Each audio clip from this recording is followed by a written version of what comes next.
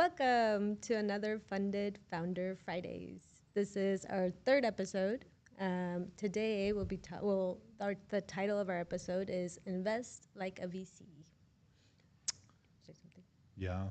something. Welcome to the third episode. This is an exciting episode for for many reasons because we're gonna have a conversation about how to think and invest like a venture capital and when and where you're gonna become successful and when and where we're gonna fail. Yes. And here at Funded Founder Fridays, we are making space for founders to ask questions about the startup journey. In each episode, we discuss the topic of the month, and the topic of this month is community building.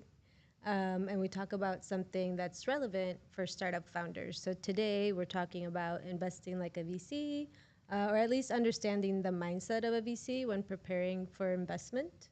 Um, and so we're flipping the table a little bit. We're instead of asking founders what they're going through or how they're moving through the valley of death, we're going to ask investors how they think. In particular, Ben here, and what separates great investors from average ones, and why some might miss some opportunities, and how founders can learn to become investable.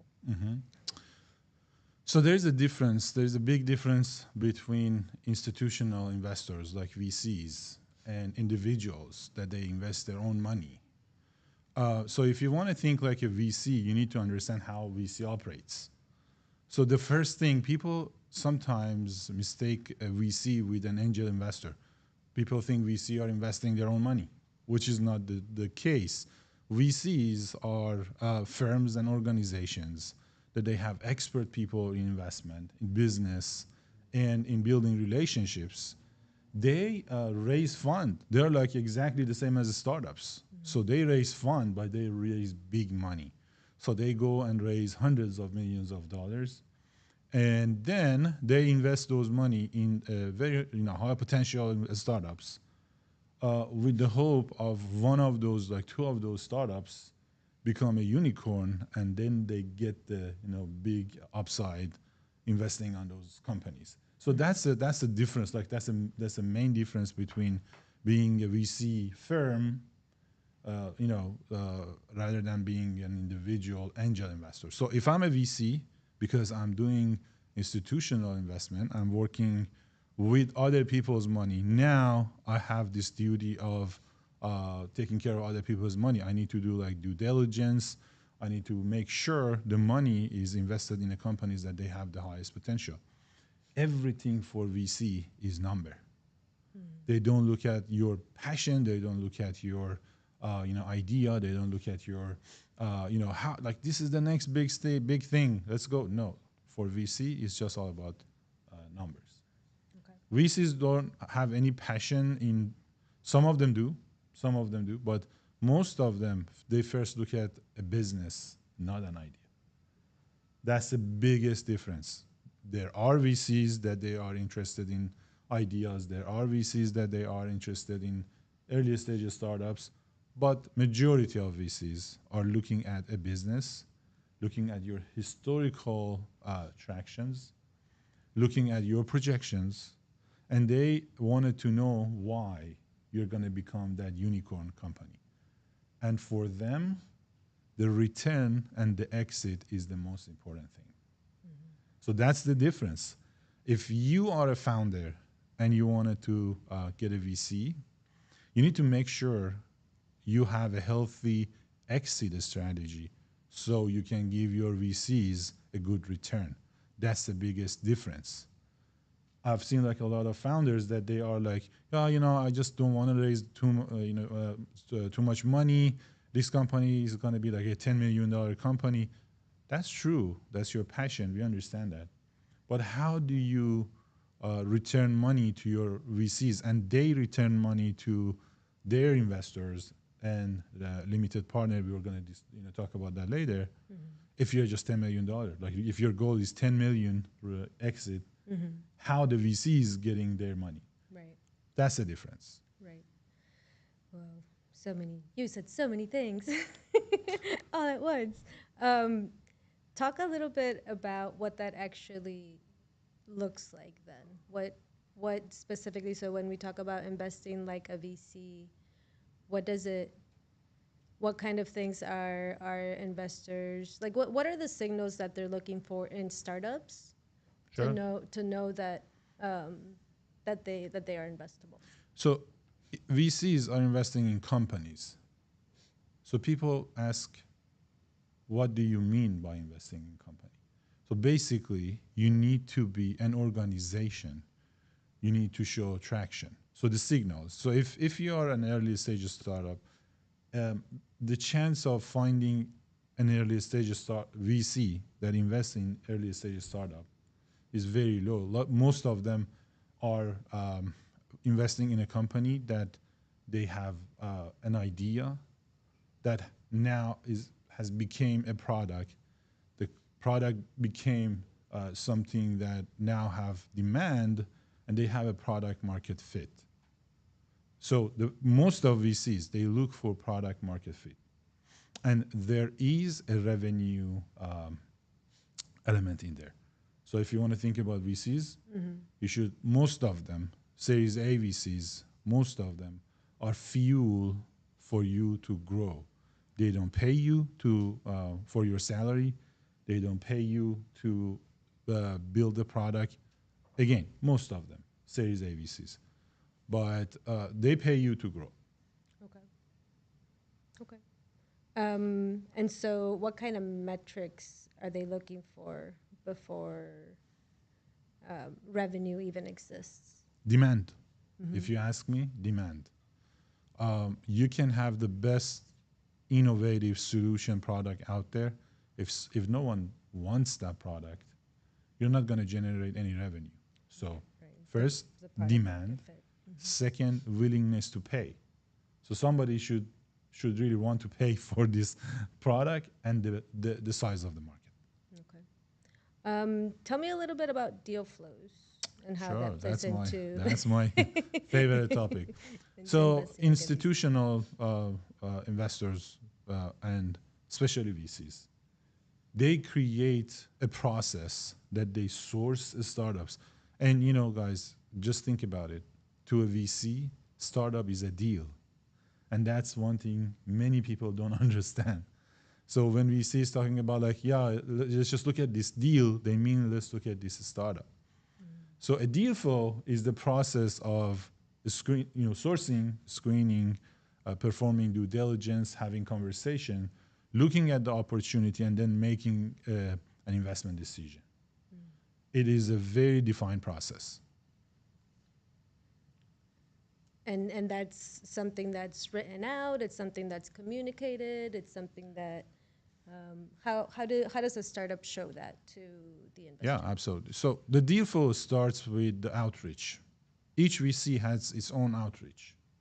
So the way they communicate is is just based on how that firm communicate. So a lot of VCs, they have scouts. They go out. They go to different meetings. They hold workshops, and they have programs. Like you see, how to invest like a VC 101, right? So you go to there and they educate you. So that's the first part. And then most of VCs are flying under the radar. So it's just a lot of time the deal flow starts with warm introduction. Someone says, look at this startup. They're doing cool things. What do you think? And then a lot of them are just based on the reputation. So in Houston we have Mercury Fund, for example, right? So this is the VC that you can reach out for this type of deals. But a lot of time they don't even communicate, because a VC can get hundreds of requests a month, and they just invest probably in one of them or not. So VCs are not the ones that are going to advertise what they do. Right. They're hiding somewhere. You Right. need to find them. we need a VC locator app. Yeah. That would be great. Yeah. That's a lot that VCs have to sort through, right? Like Wow. the research that they have to do, Mhm. understanding the market in each city and how that affects different things. That's a lot to take Yeah. into account to then like build a portfolio, right? Yep. Because that's what you're doing. Absolutely. You build a portfolio. So each VC, each fund has its own thesis. Basically, the thesis says, where do you invest? A VC fund formed that thesis to guide the investment. So they say, like, we are a fund, and then, there is a size. And interestingly, if you're building a $50 million fund, is a micro fund. Because everything in VC is hundreds of millions and billions, right? Right. So basically, they create this thesis, which defines where they are investing, and then in what type of companies, what stages, what industries, what are the requirements, right? And based on that thesis, they make decisions. So now, when you have this thesis, there are things that are standard. So they hire MBA from like the best universities. So those people go through each deal. They start, researching the founders. They research the company. They go to your LinkedIn profile. They go to your website. They look at the team. They look at the product, and then they do their own due diligence on the market, on the demand. They look at the pitch deck, and then based on all this info, and then more importantly, they ask you for your financials. Yeah. You know how much money you made. They ask you for 3 financial statements, and then they ask you for projections, and you need to be able, as a startup, to show and back your history and back your projection. So this is just think about one deal, how much work goes to one deal. And that's why when people just randomly email VCs, if the company is not within the thesis, right? Oh, I'm a VC investing in Texas. Just example, XYZ company, right? And somebody says, hey, I'm from Arkansas. So they're not going to look at it. You see, Right. like, yeah, Right. Know your this is audience. like, yeah, yeah. Do you want to share a little bit about the fund you're putting together and what Yeah, your thesis yeah, is? absolutely. So um, we are putting a fund together. The fund name is Red Ruby Capital, and people are asking, what is, why you name it Red Ruby? Because we believe in a hidden gem that is in every idea and product.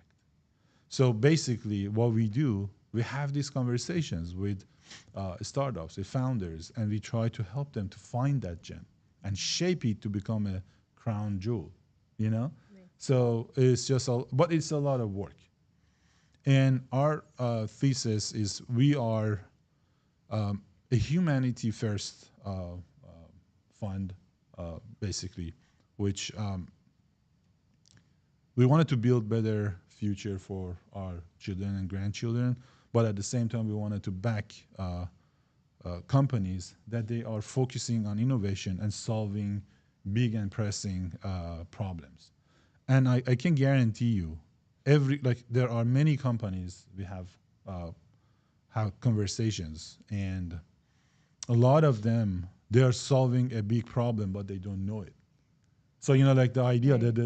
the idea, the initial idea is something else, but when you work with them, you will see this is like a great idea. This is a problem that could solve a lot of global. This is a solution that solves a lot of global problems.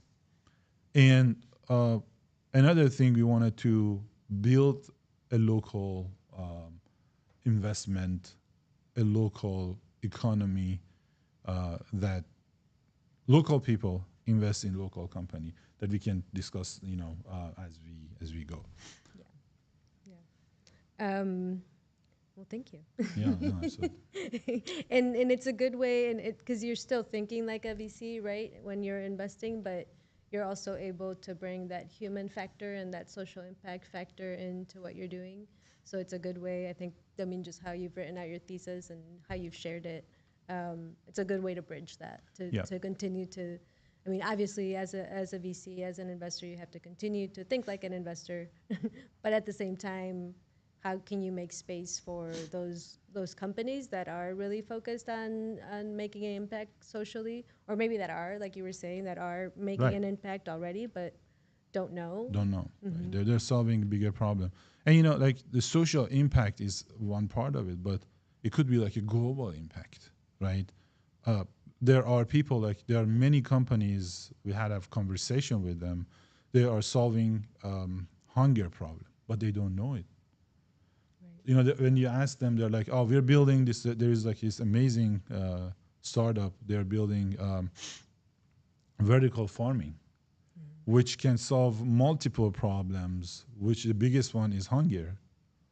And when you talk to them, and you see like they know like what they're doing, but the scale of it and the impact that it makes globally is amazing. But the question is, so how many startups you can really back, right? Right. Because the money is not unlimited. Yeah.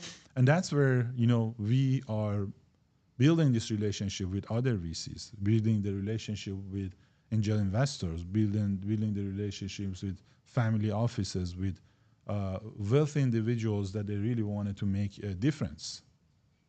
So we wanted to co-invest. We want to help others. We can help everybody to come and work with us, and we provide this deal flow. We provide this infrastructure. We provide this flow of finding and sourcing really good startups, and then helping the deal flow for the people that they don't have a deal flow. Right. And I think that's just another topic we can discuss. Right. Um, and how we've discussed, I mean, offline, but how we've discussed that what we're building is something that will address local Houston issues. So how we can integrate problems that are happening here that I feel like some startups are already solving those. Like you already mentioned Yeah. the hunger one, but I feel like there are more startups that are already solving issues that are very like Houston centered, that might not even know that as well. Yeah. Yeah. That like they're just doing it and going under the and they're just like working under the radar and nobody knows that. Nobody knows about them, right? Another thing is, so we have a lot of people that they have all the means to invest. So we have people that they can invest and they can create wealth for themselves, for their families, and they can help this local economy, and they can help solve local problems. But here is the issue. First, they need to know what are the who are the companies that they are doing great stuff. So they need to understand the whole dynamic of a startup ecosystem. And sometimes for people that are busy, they have their own companies, they have their own lives. It's just really hard. So what if we create an ecosystem, a place that we have all these companies available?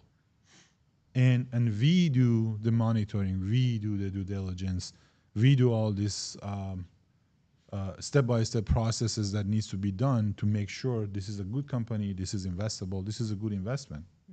And then they can come and participate, right?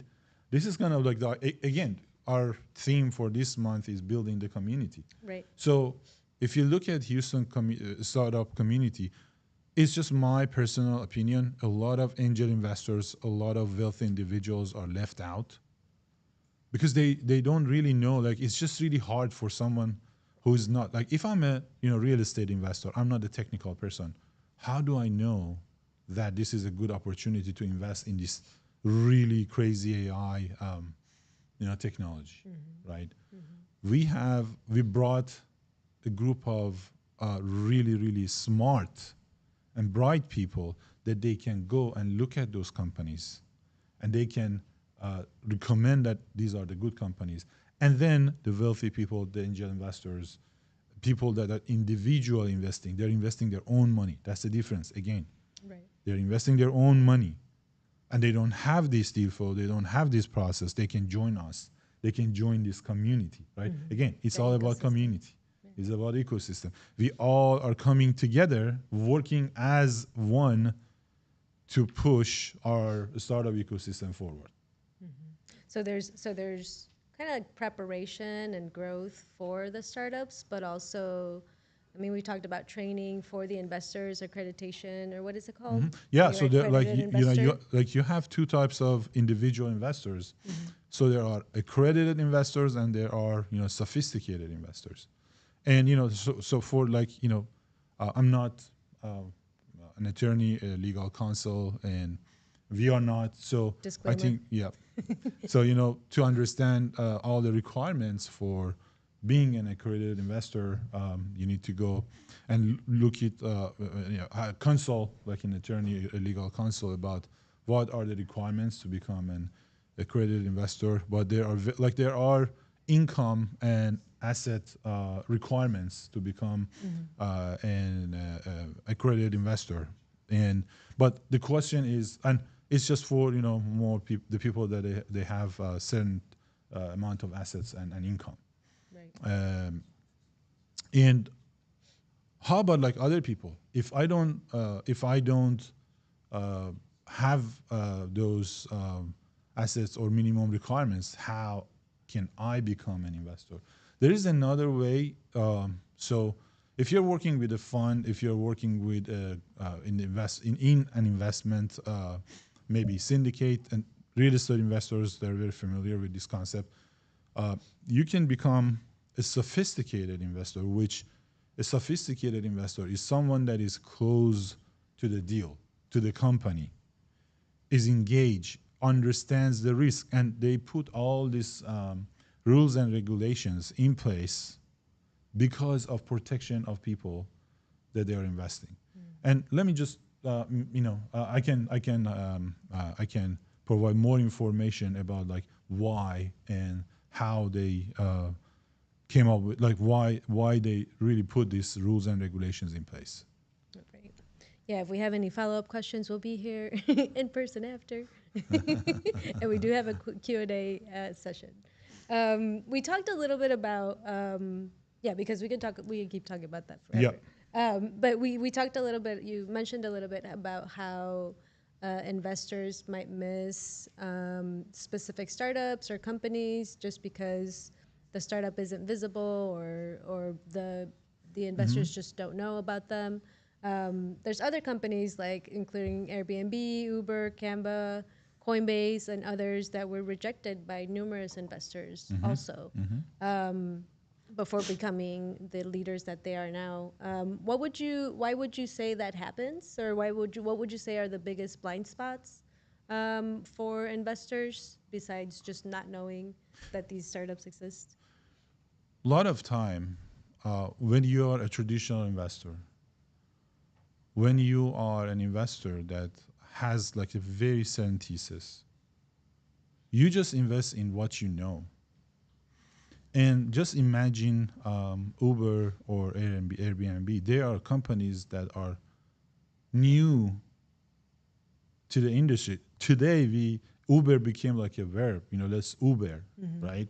Let's Google it. But just go back in time.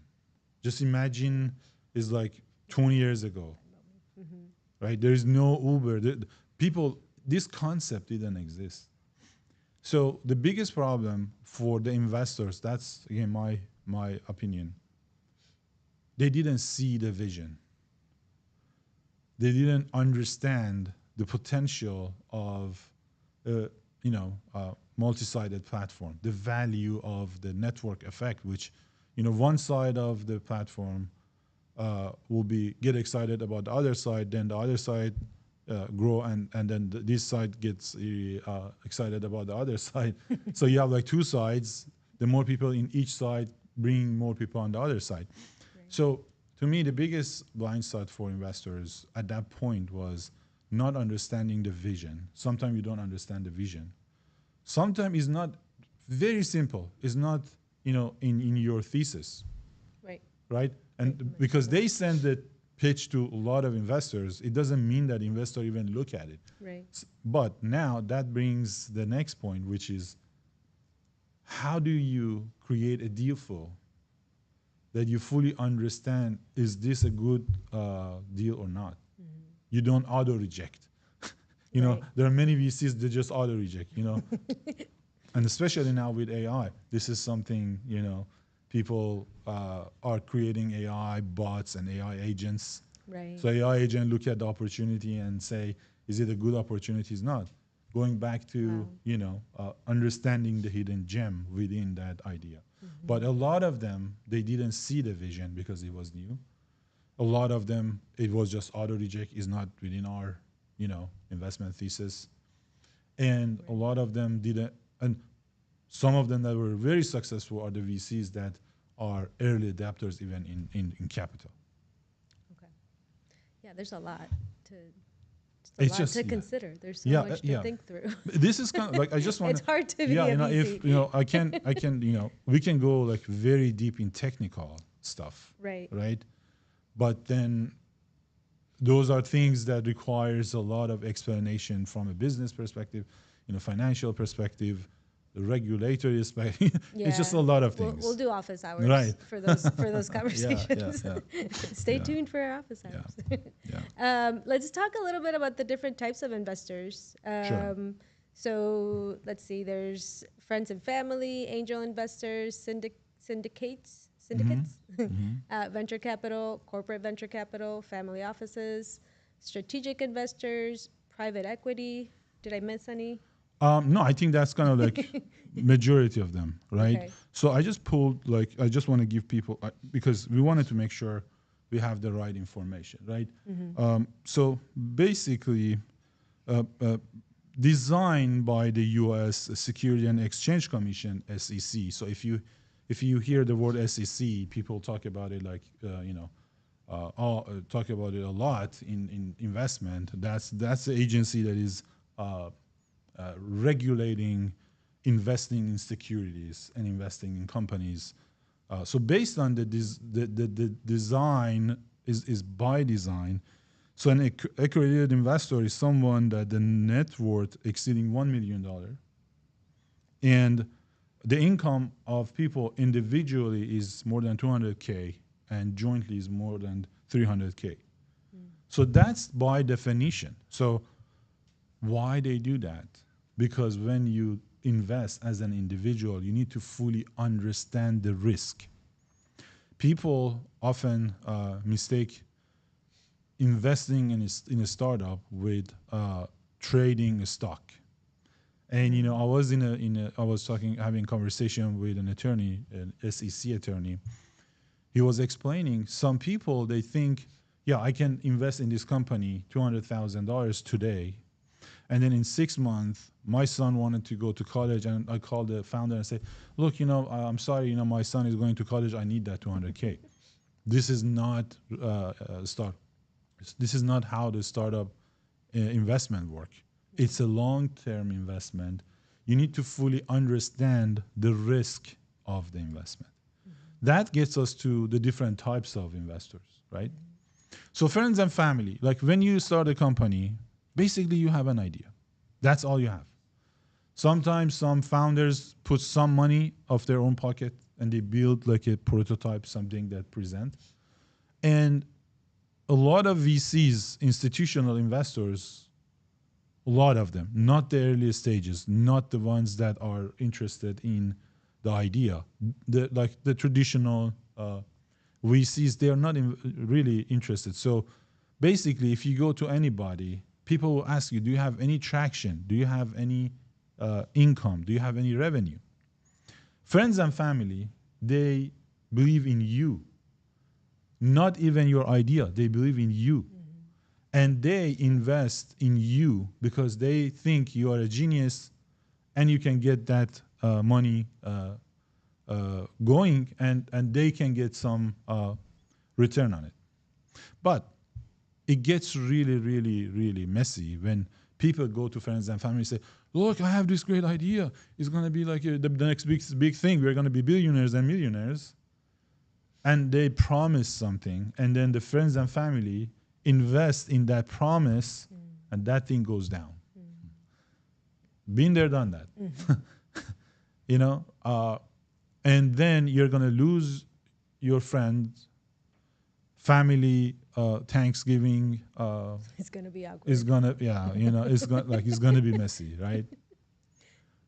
The next step, let's say somebody does that, that's a great idea. Go to the next step, which is angel investors. So now you just build something. You have a product and you get some money from your friends and family. Angel investors are people that are investing their own money, and they are passionate about what you do. They want to make a dent in this topic. Like, let's say somebody is really passionate about human trafficking, and you're building an app to prevent that. They are coming and saying, look, even if this doesn't take off, we just build something that can save 5 people, I'm okay. I'm putting my 100K here, but this 100K will help that. Right. Again, there are angel investors that they really want to make money off that, and a lot of them want. But in order to be an angel investor, you should be accredited investor. Basically, you understand the risk. You understand when you put this money, everything, all the money could be gone. That's the whole point. And that's a challenge, because angel investors are solo investors, and they don't have this deal flow. They don't have the people that they go, like they don't have the MBA to go and do the due diligence. They don't have the outreach. They don't have all these different things that VCs has. Okay. Syndicates are like when people come together and they invest together, right? And there's like, for syndicates, there are rules and regulations. There are like their formula. Let's say we wanted to purchase this. I'll just give you a very popular use case. You want to buy this commercial property, and it's $20 million. So 10 people come together, each put $500,000, is $5 million. Then you go to a bank, get $50 million loan, and you purchase that property. That's an example of syndicate. Okay. Any questions? Anything so far? No. Okay. So VCs are venture capitals. They are the most popular, the most common investment vehicles for startups. The big thing about VCs, they are high risk, high reward. And they invest in early stage companies. The earlier they invest, the bigger the risk, the bigger the reward. It's just a risk and reward, right? So you invest in very early startup, you may lose all your money, but your check size is smaller. You invest in later startup, you're investing a lot of money, but your return is smaller. And all the investment goes by return. What X return you get, like, is 10 times, 20 times, 5 times, and that's a big thing. Corporate venture are the innovation arms of corporates. The reason is corporates sometimes are willing to build new ideas with startups, because it's really hard. Innovation sometimes is really hard in corporate, and that's a big topic. They are big, they are slow to move. Innovation requires fast movement. So they create this arm. So they bring a problem that they have into corporate venture, and they look for companies that they can solve that problem, and they back them. Family offices manage people's with high net worth money, and they have people that they have a lot of money, so they hire these many family offices, and family offices invest in other funds. Okay. So I have seen family offices that they directly invest in startups, but most of the time family offices invest in other funds. Okay. And then you have pension funds, you have bigger funds. They're like the state funds that they are like billions of dollars. They invest in other funds. So you have funds that they invest in other funds, and they have funds that they invest in companies. So strategic investors are the people that they are not only give you money, they become your partner. Let's say if our company, our fund invests in somebody, we become their strategic partner, which we help them with a strategy, we help them with introductions, we help them with resources. We can make introduction to people that the startups sometimes they cannot do by themselves. And private equity is a different structure. Private equity invests in mature companies. So if you have a company that is not performing very well and is a mature company, private equity most of the time they buy them, they fix all the problems, and so-called they flip them. So if there is but the biggest thing in private equity, there should be assets, there should be income, because private equity is not like VCs. That's the difference. VC invests in earlier stage, private equity invests in later stage.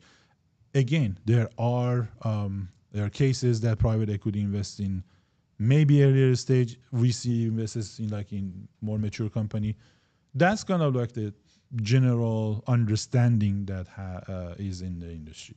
Okay. Thank you. No, absolutely. For that run through. That's a lot of information. Yeah. Would you say that every startup needs an investor? Yes and no. The trend in the industry and ecosystem is, I have this idea, I need to go an investor. A lot of people, a lot of serial entrepreneurs recommend going after customers and building the business before you take money. Right. Because friends and family, when you are on that round, if you lose the money, you're going to lose your friends and family. Angel investors, you need to go and go after a lot of angel investors to get them to invest. So the best recommendation is not to go after investment until you have a proven, repeatable process for a product that has a high demand in a big market, that you just need money to fuel it. Or you have evidence of demand even before building the product. You have evidence of demand. If I build it, people are going to buy it. Now you have evidence. Then you get money to build it. If you don't have that evidence, don't get money. That's my recommendation. Don't even go after money. When you go after money, you may get lucky. Somebody may come and invest in your company, but the problem is if you lose the money. And a lot of time, if you cannot really prove that you have demand, the chances are you build it and no one buy it. And that's something that when I started the journey, I have seen a lot of other founders want to find investment from the beginning, like before they've even started building, before they've even done their market research and things like that. So that's a great point. Absolutely. Thank you for bringing that up. Keep in mind, even on the idea stage, this is what we do here in our program. If you can prove this is an investable opportunity, meaning there is a demand for it, meaning when you talk to people, you just say the first 3 words and the person is, oh my God, I have this problem. Oh my God, if you buy it for sure, if you build it for sure, I'm going to buy it. That shows the signal that there is a demand. And then you think about how big is this market. If you want to build a unicorn, the market should be big, the pain should be severe. Those are the 2 things. Even if you can prove that. I talked to 50 people, and as soon as I told them about the problem, they started, telling me stories and horror stories about their experience with this problem. And they said, look, I'm going to pay you. And that's the most important thing, willingness to pay. Just keep this word in mind, willingness to pay. If they want to pay, people can like your idea, but they may not pay for it. This is really important. So if you have an idea, if you talk to 500 people and you know if you build it, they will come, yes, you can. You are now an investable opportunity. So you can even go get money, but a small money from your friend and family, and build that idea, bring it to life, and say, look, this is the idea. Okay, Ben, you told me that you're gonna buy it. The is like $500, but I give you for 50. Are you gonna pay me? Well, that was a lot of information. Thank you so much. Yeah, I want absolutely. to, we only have like 15 minutes left. Sure, I yeah. do want to open it up to our studio audience that's here to see if we have any questions from them. Just saying hello. Oh, the microphone's on the table. Do we have a camera out there? Okay. Cool. Oh, okay. There is, if anybody in the studio audience has a question, the microphone is on the table. And you just say your name, and if not, I can just keep asking Ben questions.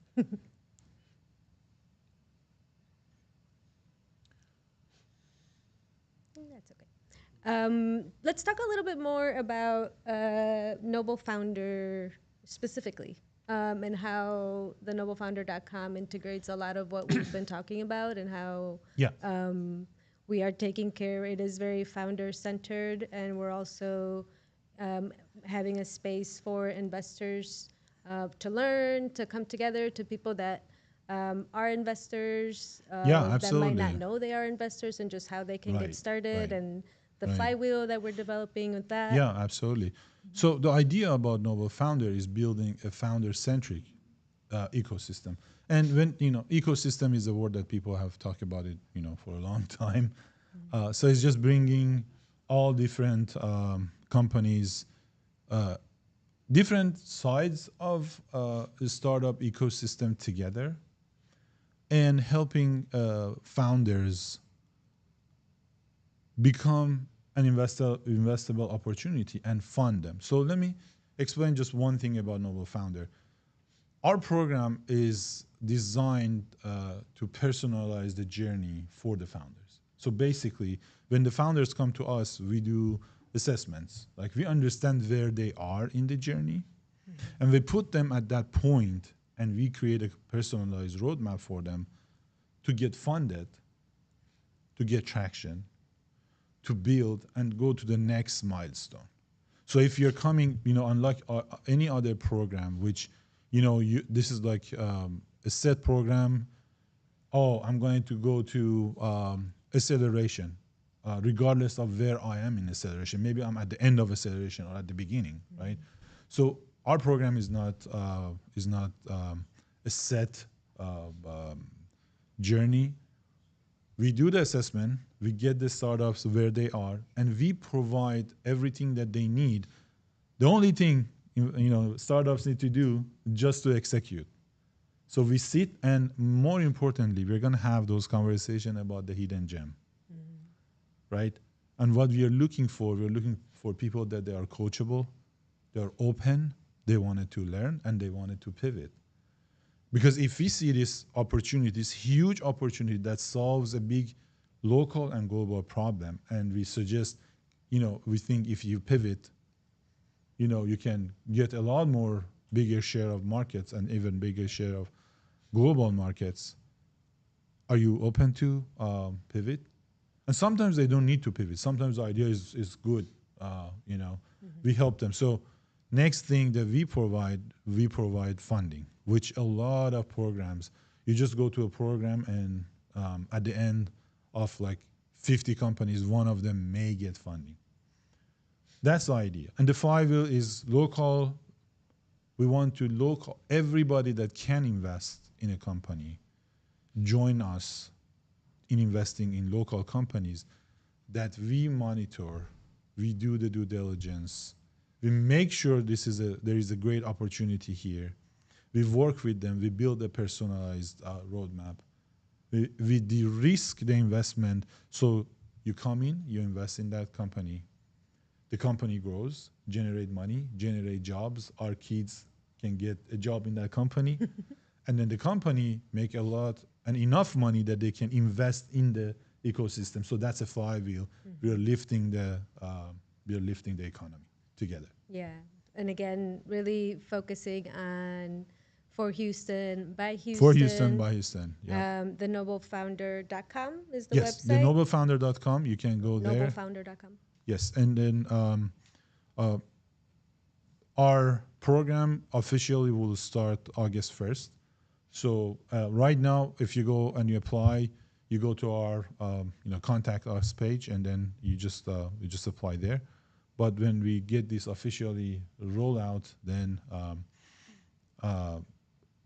we're gonna have different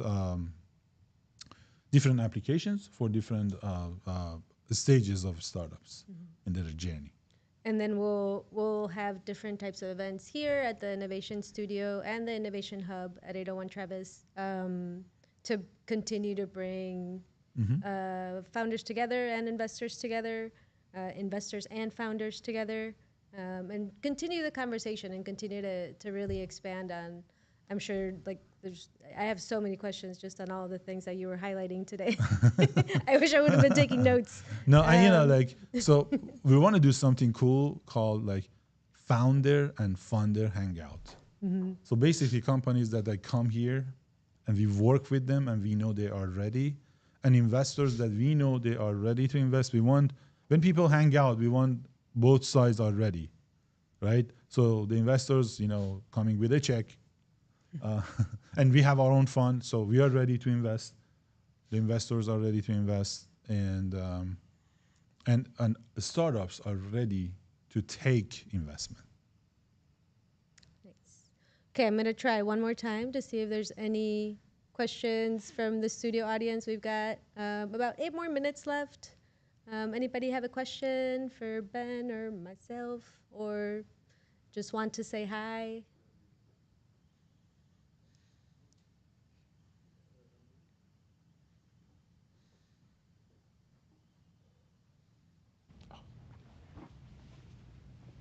Hey, I don't have a question. I did just want to say, hey, Ben. Hey, Roselia. It's good being in the studio with you guys. Hey. Yeah, absolutely. Welcome. Who are you? Hey, everybody. I'm Shaka. I'm from the Houston Board of Food Security. This is my third consecutive week coming here. It's awesome to view the live podcast, hear the topics that they're talking about. I just popped in maybe 2 minutes ago, so I don't know what they're talking about today. But hey, I'm happy to be here. The show is awesome. Thank you, guys. Thank you. Thank you. Anybody else have a question or comment or anything about investing like a VC or preparing for investment or anything in between? My name is Larry, and I'm a co-founder of a startup.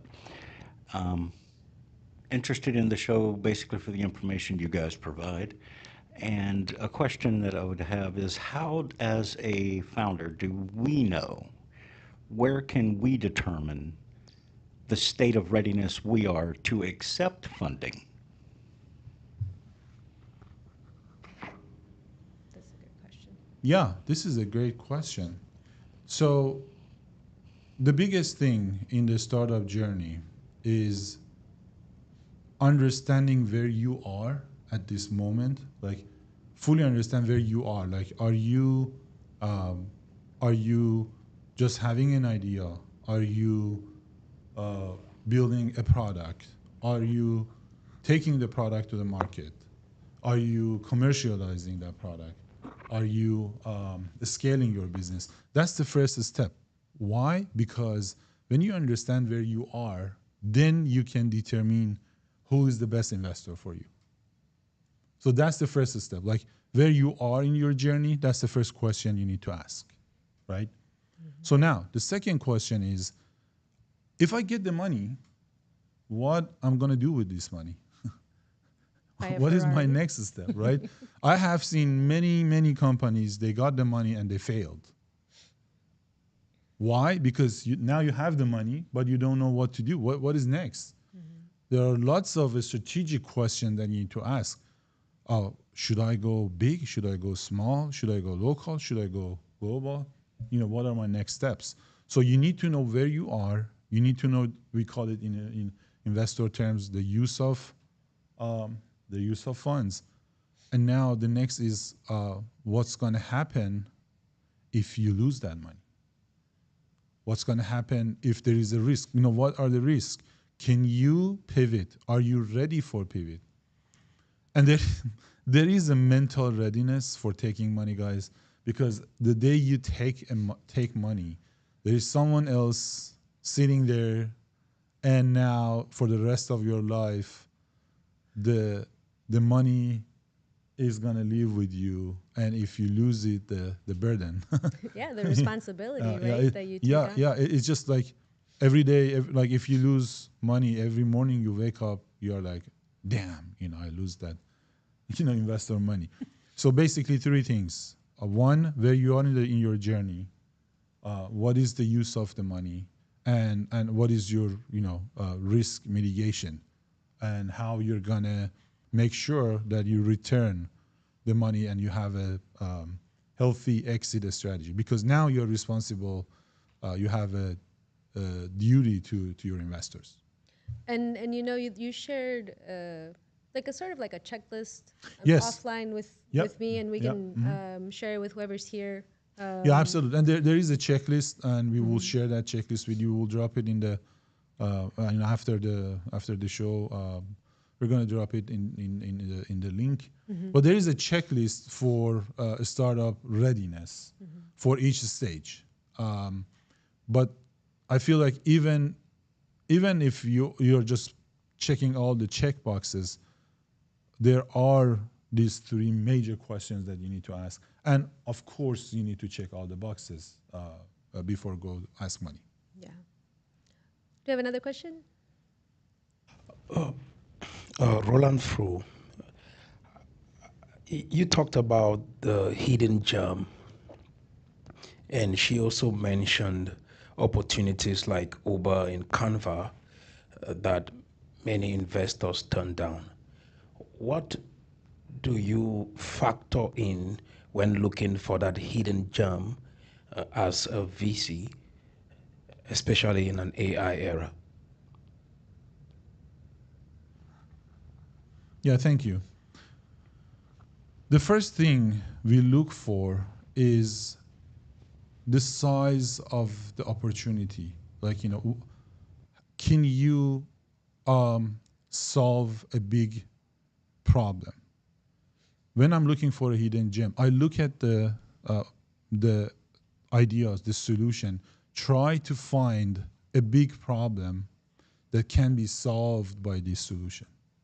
It could be a local problem, but then how we can extend that into a global problem, right? So because you want to build a solution that globally solve a real pushing pain, right? A severe pain. So, and then we look at the different business models, very lucrative and successful business model. And looking at those business models and looking at those revenue models, we think, okay, so if you pivot, if you change this, now it's a platform. You're just building a product, but with these few tweaks, it becomes a platform. And then we look at the different ways you can generate revenue, right? You may think of one way, but we may find like 10 different ways. And it's just by brainstorming. We're going to sit. I'm just thinking about like in office hours, brainstorm with Ben.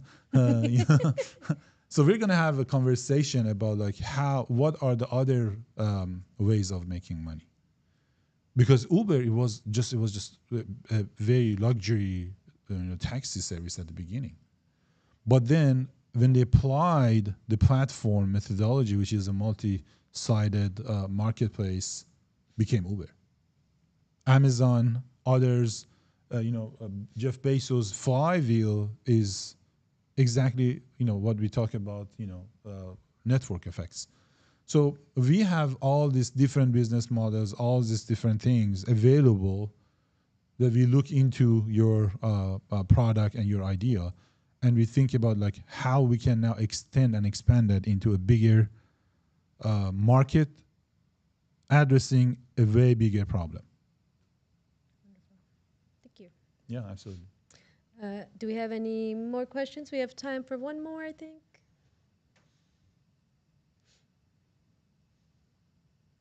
No.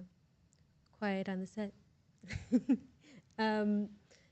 Well, thank you. I love everything that we covered today, and just bringing us back to the theme of the month of Yeah, community absolutely. building, and how these are the types of conversations that we're going to continue to nurture while we're here and while we're developing the ecosystem here at the Innovation Studio with NobleFounder.com. And that's a lot of what we're speaking about on Funded Founder Fridays.